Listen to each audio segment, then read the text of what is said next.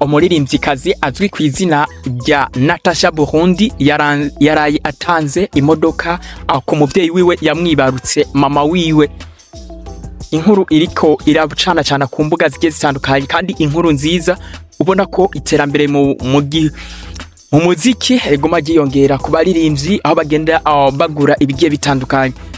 Karibu nanone aha ni kuri TWENGAKO TV bana natwe Komi Jimbi aka Mega Speaker Mr Ndabivuga hamwe na yandi megane munyita menshi byose n'imigisha yanyu.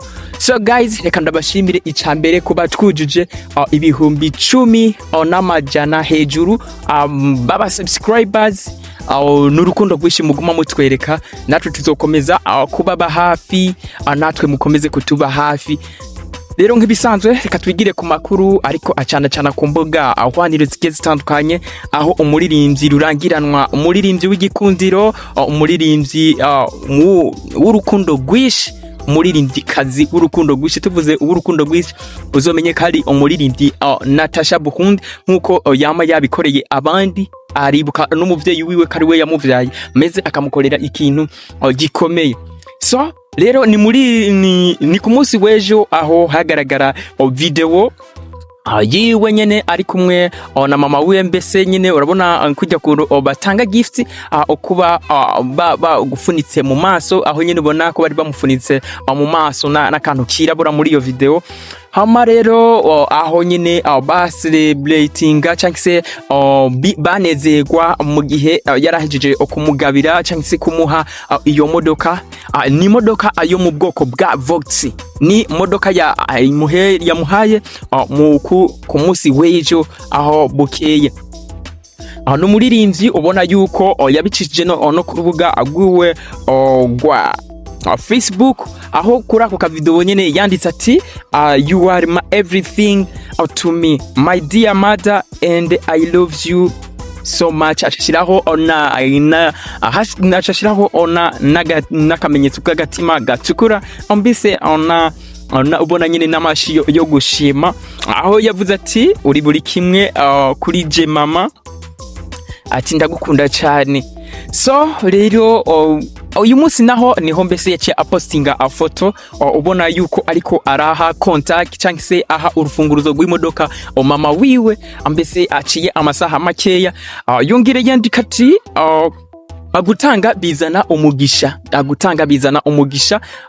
Rero ukaba ubona arakaryo keza ako kabaririmbyi bakomeje gukora ibintu bigiye bitandukanye, kandi tuba twishimira iterambere ryabo mu muziki ndundi, mbese bigiye bitandukanye. Ni nyuma yaho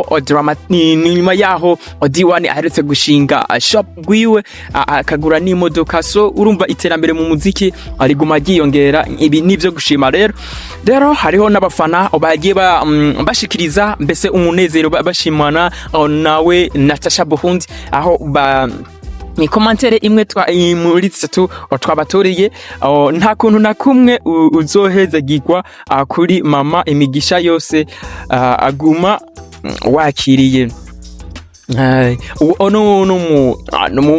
No ofana yabashe gushiraho commentaire yiwe, nta kuntu na kimwe utohezagirwa kuri mama wawe, imigisha yose uguma wakira. Wumva yuko bakomeje kumushimira ico yakoze, okari ikintu ciza cyo kwibuka gushimira mama wawe igihe yagutwara amezi 9 mbese arakurera, aragukuza, urubaka rwawe uravamwo ikintu c'akamaro. Nta kuntu na kumwe rero nawe iyo warose heza ushimire mama wawe, heza umwibuke iyo ari hose, umwereke agihari, mwereke urukundo rwawe agihari, canke mukorere buri kimwe agihari.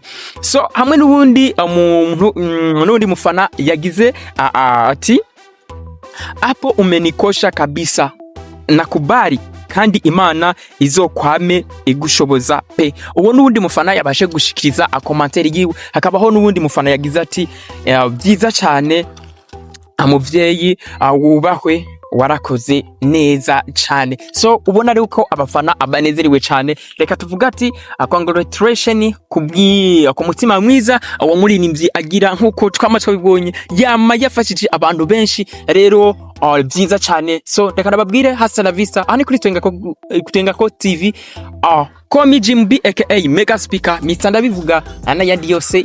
Hasa la vista, tubane no mu indi video. Nkaba ndabashimira ku bihumbi 10 tumaze kuzuza, mbese binarenga by'aba subscribers aho tutazogera